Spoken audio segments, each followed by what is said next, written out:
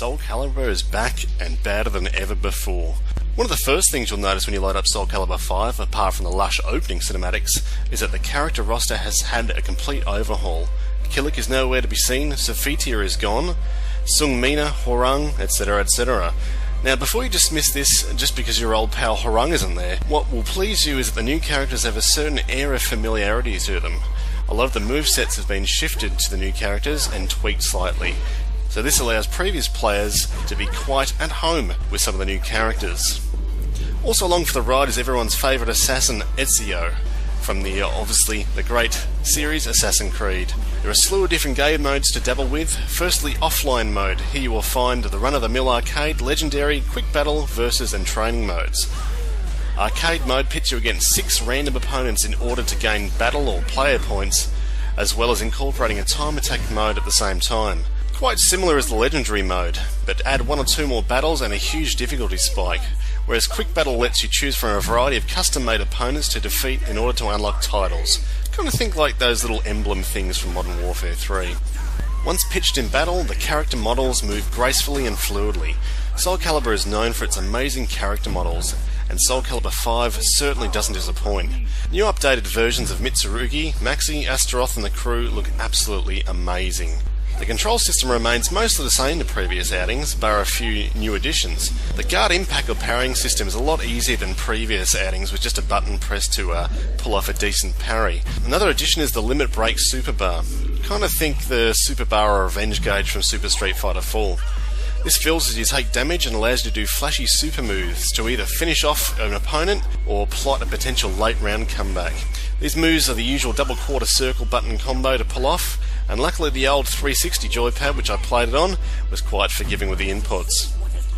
The arenas too are more detailed than ever, providing a dense green forest, crumbling castles, huge seaports and a lot of other locales to battle in. To accompany such an epic scene, of course you need epic music. The levels are filled with the usual dramatic orchestral scores that Soul Calibur is famous for. Sound effect wise, the usual effects the weapons clanging and slashing sound very impressive and have a decent punch to them. One thing you can do before you start playing is turn off the English audio and change it to the Japanese one, because the voice acting, as with most fighting games in the English versions, are absolutely terrible. They sound way cooler in Japanese, trust me. The story follows 3 main characters only, Patroclus, his sister Pyrrha, and another newcomer, Zwei. Now, to be honest, it's a fighting game, so story really doesn't interest me too much. Basically, it's the usual cinematic, read some text, fight someone, rinse and repeat, move on. Despite the story being graced by the occasional cutscene, we're mainly sort of dredging through the story via sort of colourless still screens and pictures and lots of text, and to be honest, I kind of press skip a lot. It consists of 20 chapters and can easily be conquered in around 2.5 hours. Some of the battles can be pretty easy, but later on the difficulty spikes are huge. Sometimes you sort of think that the enemy's got a mind-reading device and seems to know exactly what buttons you're pressing as it's got a counter for it, which can get to some pretty frustrating times and a bit of a rage quit problem.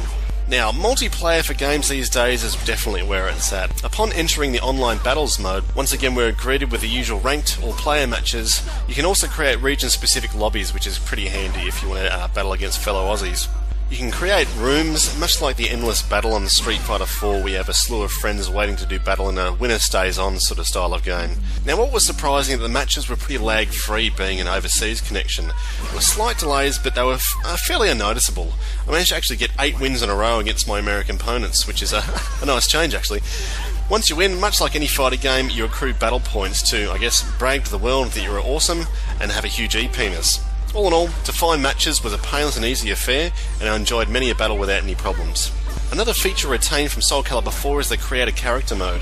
This is your chance to play virtual Barbie. Selecting body parts and head templates, you can dress and customise your fighter to the nth degree. From Joker replicas to Afro-sporting muscle men in underwear, the world's your oyster. Once your creation is complete, take it out for a spin online. There's some pretty hilarious fighters out there, as well as some really cool ones too.